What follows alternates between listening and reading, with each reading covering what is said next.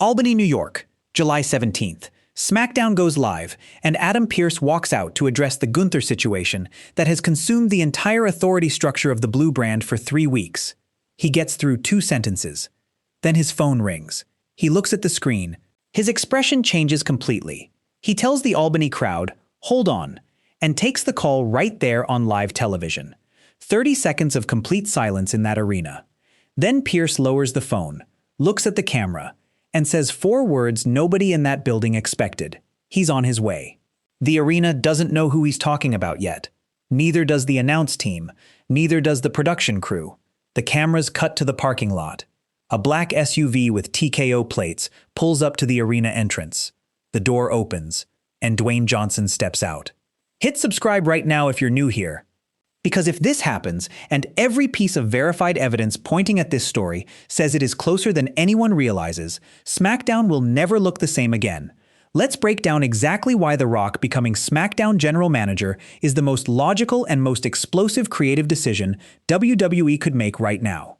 Let's get into it. Understand the full timeline of how SmackDown's authority structure collapsed before connecting the dots to The Rock. Night of Champions in Riyadh. Gunther loses the undisputed WWE Championship triple threat to Sami Zayn.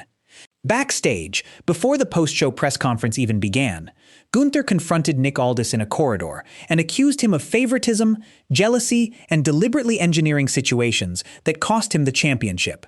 Aldis shoved him. Officials separated them. Both men were sent home. Aldis placed on administrative leave. Adam Pearce assumed control of both Raw and SmackDown simultaneously.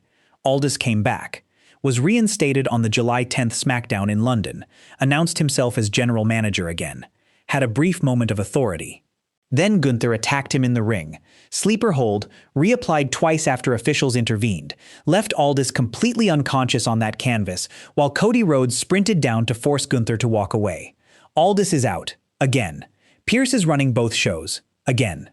And SmackDown heading into Saturday night's main event at Madison Square Garden, one of the most prestigious venues in sports entertainment, has no permanent authority figure, no long-term booking leadership, and a ring general who has now physically assaulted the general manager on 2 separate occasions with 0 permanent consequences. Triple H and TKO cannot let this situation continue into SummerSlam. The authority vacuum on the Blue brand is the most pressing administrative problem in professional wrestling right now. And the solution they are reportedly considering is the most explosive name available to them. Here is every verified fact that makes The Rock as SmackDown General Manager not just possible, but strategically inevitable for WWE heading into WrestleMania 43 in Riyadh.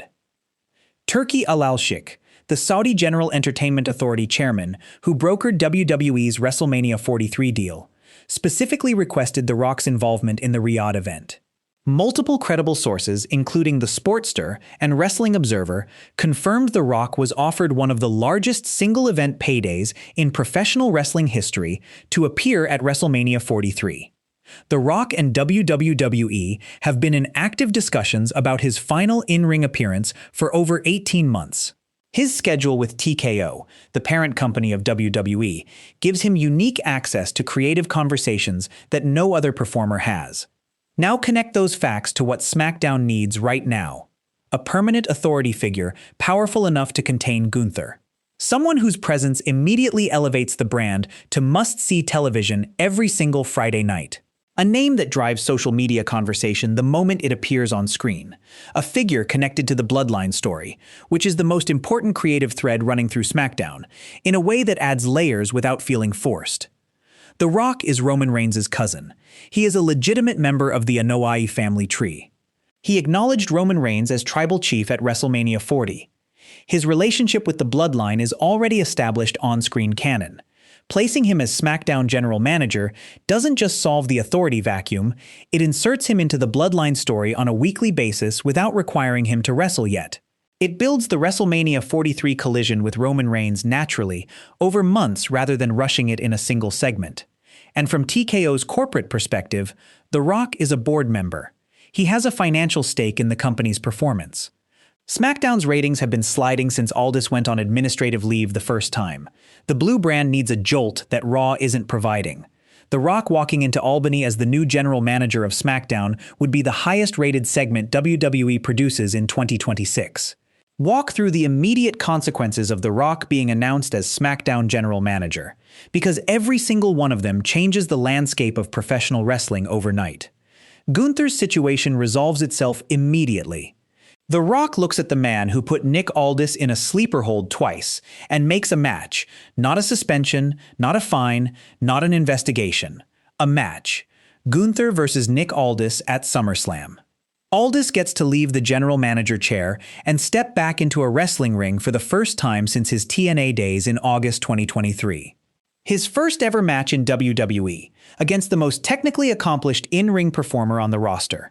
The Rock books it in his first hour as general manager, and the entire internet explodes before the segment is even over. The bloodline dynamic shifts completely. Roman Reigns is already the head of the table. Jacob Fatu is his enforcer. Jay and Jimmy Uso are his soldiers. The Rock arriving as SmackDown General Manager, as a family member, immediately creates a question nobody has an answer to. Is The Rock here as a neutral authority figure? Or is he here as an extension of Roman Reigns' power? Does the tribal chief now effectively control both the championship and the general manager's chair on SmackDown? Does that make the Bloodline the most powerful faction in professional wrestling history, running the in-ring product and the administrative structure of the same brand simultaneously? Solo Sikoa aligned with Seth Rollins specifically to fight Roman's control of everything. If Roman's cousin is now running SmackDown, Solo just got a reason to make his war with the Bloodline even more personal than it already was. CM Punk is undisputed WWE Championship, SummerSlam Night 1. Cody Rhodes challenging him. The Rock as general manager means every decision made about that championship, every stipulation, every contender, every obstacle placed in Punk's path, now comes from a man with a direct family connection to the Bloodline. CM Punk has been fighting political manipulation his entire career. Walking into SummerSlam as champion, while The Rock runs the show where his title lives, is the most Punk-appropriate storyline WWE could write for him. Triple H appeared on the Pat McAfee Show 2 weeks ago and was asked directly about The Rock's future involvement with WWE programming. His exact answer was careful. Too careful for a man who had nothing to hide. He said, The Rock is always involved at some level, and that conversations are ongoing about the best way to maximize his presence leading into WrestleMania 43. Maximizing his presence. That phrase doesn't mean a one-off appearance.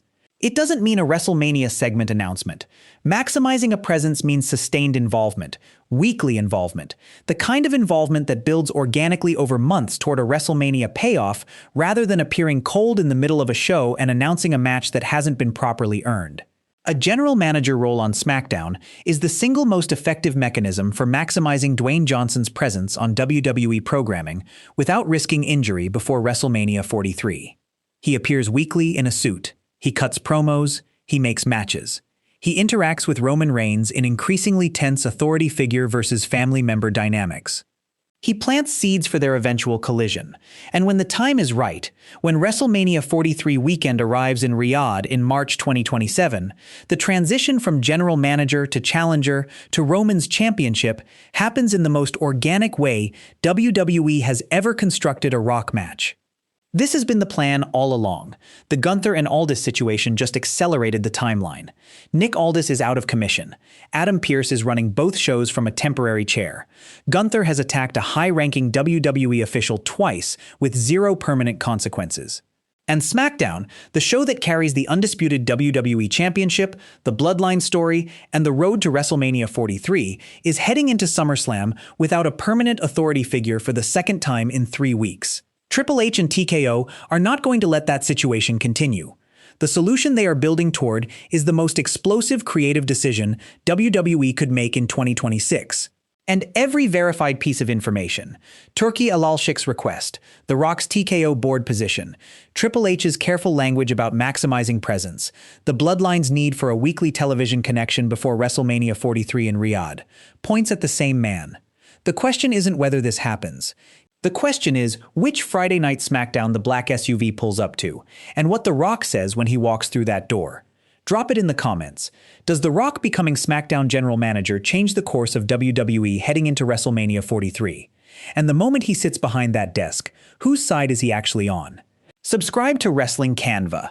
The authority vacuum on SmackDown is the most important story nobody is covering properly, and the man filling it is going to shake the entire company to its foundation.